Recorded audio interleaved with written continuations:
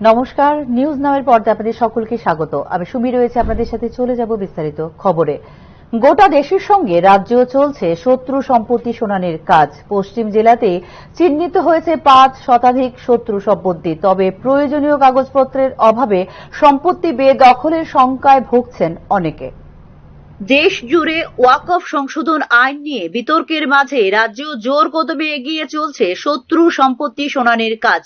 দেশ জুড়ে শত্রু সম্পত্তি চিহ্নিত করার প্রক্রিয়া কয়েক বছর আগে শুরু করেছিল কেন্দ্রীয় স্বরাষ্ট্র মন্ত্রক। সে মর্মে চিঠি আসে ত্রিপুরায় ও জমির মালিকানা যাতে প্রকৃত মালিকের হাতে থাকে সেই লক্ষ্যকেই সামনে রাখার কথা বলা হয়েছিল চিঠিতে। 2023 সাল থেকে প্রক্রিয়ায় গতি আনা হয়। বিজ্ঞপ্তি জারি করে ইন্সপেক্টর সুপারভাইজার সার্ভেয়ার নিয়োগ করা হয় দেশের বিভিন্ন প্রান্তে থাকা custodian of enemy property for India CEPI এর ব্রাঞ্চগুলিতে। স্বরাষ্ট্র মন্ত্রকের নির্দেশে রাজ্য রাজস্ব দপ্তর থেকে শুরু হয় শত্রু সম্পত্তি চিহ্নিতকরণের সমীক্ষা।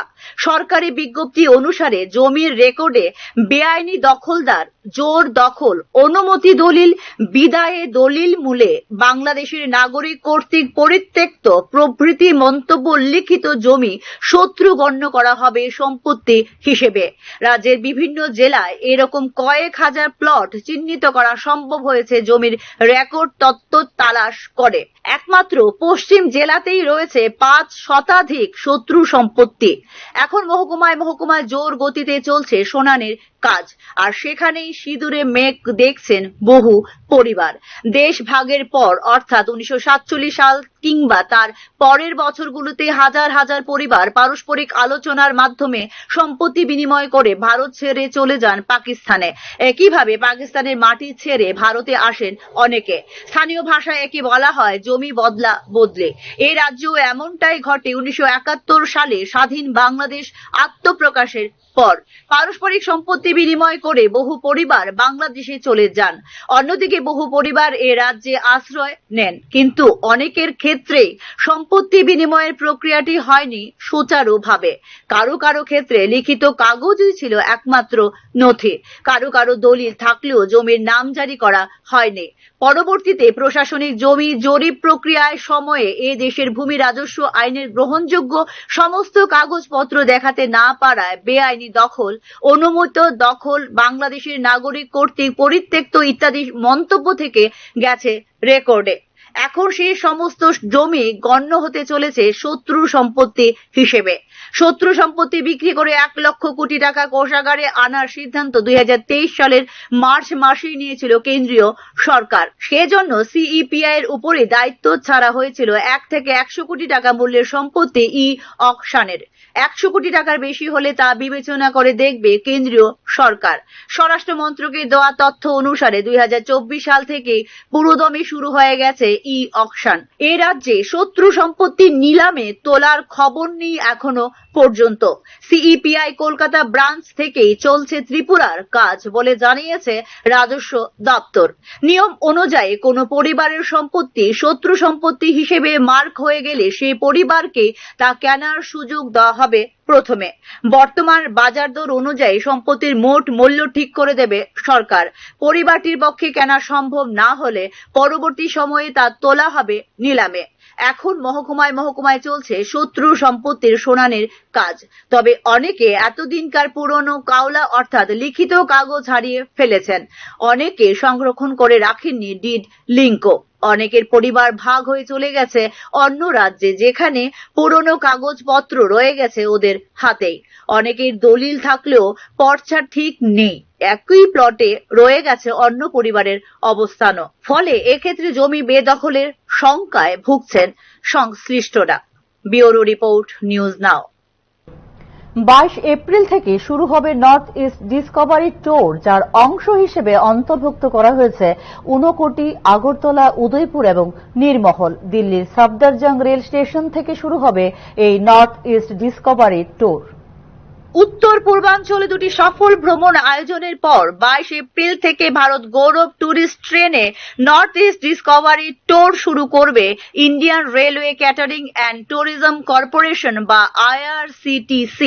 দিল্লির সফদরজং রেলওয়ে স্টেশন থেকে শুরু হওয়া এই ট্যুরে থাকবে প্রায় 5800 কিলোমিটার ভ্রমণ, যেখানে থাকবে ত্রিপুরার দর্শনীয় পর্যটন কেন্দ্রগুলিও। এক্ষেত্রে থাকবে আসামের গুয়াহাটি, শিবসাগর, যোরহাট এবং কাজিরাঙ্গা, ত্রিপুরা ঊনকোটি এবং উদয়পুরের ত্রিপুরেশ্বরী মন্দির, নাগাল্যান্ডের ডিমাপুর এবং কুহিমা, মেঘালয়ের শিলং এবং চেরাপুঞ্জির শীর্ষ ধর্মীয়, দুঃসাহসিক, বন্যপ্রাণী এবং অন্যান্য আকর্ষণীয় স্থানগুলি। বহু প্রতীক্ষিত train tour north east discovery দিল্লির সফদরজং রেলওয়ে স্টেশন থেকে 14 রাত এবং 15 দিনের ভ্রমণ পথে যাত্রা শুরু করবে 22 এপ্রিল 2025 তারিখে। AC1, AC2 এবং AC3 ক্লাস সহ অত্যাধুনিক ডিলাক্স এসি ট্যুরিস্ট ট্রেনটিতে থাকতে পারবেন মোট 156 জন পর্যটক বলে জানিয়েছে রেল মন্ত্রকের IRCTC। এই ক্ষেত্রে AC 1 এর জন্য মাথাপিছু 1,67,845 টাকা, AC 1 কেবিনের জন্য মাথাপিছু 1,49,815 টাকা, AC 2 টিয়ারের মাথাপিছু 1,29,915 টাকা এবং AC 3 টিয়ারে মাথাপিছু দিতে হবে 1,16,905 টাকা। এই টুরিস্ট ট্রেনে দিল্লি, গাজিয়াবাদ, আলিগড়, টুন্ডলা, ইটাওয়া, কানপুর, লখনৌ এবং বারাণসী রেলওয়ে স্টেশনে চড়তে বা নামতে পারবেন পর্যটকরা। ট্রেনটির প্রথম স্টপ থাকবে গুয়াহাটি, যেখানে পর্যটকরা কামাখ্যা মন্দির পরিদর্শন করবেন। তারপরে পরিদর্শন করবেন উমানন্দ মন্দির এবং ব্রহ্মপুত্রে সূর্যাস্ত ক্রুজ। এরপর নাহারলাগুন রেলওয়ে স্টেশনের উদ্দেশ্যে রাতের যাত্রা শুরু করবে ট্রেনটি, যার পরবর্তী গন্তব্য হবে অরুণাচল প্রদেশের 30 কিলোমিটার দূরে অবস্থিত রাজধানী ইটানগর। এরপরের শহরটি হলো শিবসাগর, যা অবস্থিত আসামের পূর্ব অংশে। ভ্রমণটি এমনভাবে আয়োজন করা হয়েছে যাতে প্রকৃতি প্রেমী, ভক্ত, বন্যপ্রাণী উৎসাহী এবং অন্যান্য সকল শ্রেণীর ভ্রমণকারীরা উত্তর পূর্ব রাজ্যগুলির অনাবিষ্কৃত গন্তব্যগুলি উপভোগ করতে পারেন বলে জানিয়েছে রেল মন্ত্রক। শিবসাগরে বিখ্যাত শিব মন্দির, শিবদোলা, ভ্রমণ পথের একটি অংশ, তালাতাল এবং রংঘর এর মতো অন্যান্য ঐতিহ্যবাহী স্থানগুলি ছাড়াও জোরহাটের চা বাগান পরিদর্শন করবেন এবং কাজিরাঙ্গায় রাত্রি যাপন করবেন পর্যটকরা। তারপর কাজিরাঙ্গা জাতীয় উদ্যানে জঙ্গল সাফারি উপভোগ করবেন ভোর বেলায়। পরবর্তী সময়ে ফুল কাটিং রেলওয়ে স্টেশন থেকে ত্রিপুরার উদ্দেশ্যে যাত্রা করবে ট্রেনটি। কুমারঘাট রেলওয়ে স্টেশনে নামার পর উত্তর পূর্বের অ্যাঙ্কর ওয়ার্ড, ঊনকোটির ঐতিহ্যবাহী স্থান পরিদর্শন করবেন পর্যটকরা। পরে আগরতলার বিখ্যাত উজ্জয়ন্ত প্রাসাদ, নীরমহল প্রাসাদ এবং উদয়পুরে ত্রিপুরা সুন্দরী মন্দির পরিদর্শন করবেন পর্যটকরা বলে জানিয়েছে রেল মন্ত্রক। ত্রিপুরার পরে নাগাল্যান্ড রাজ্য পরিদর্শনের জন্য ডিমাপুরের উদ্দেশ্যে রওনা হবে ট্রেনটি, যেখানে অতিথিরা তাদের আসন থেকে বদরপুর স্টেশন এবং লামডিং জংশনের মধ্যে মনোরম ট্রেন যাত্রা দেখতে পারবেন ভোরবেলা।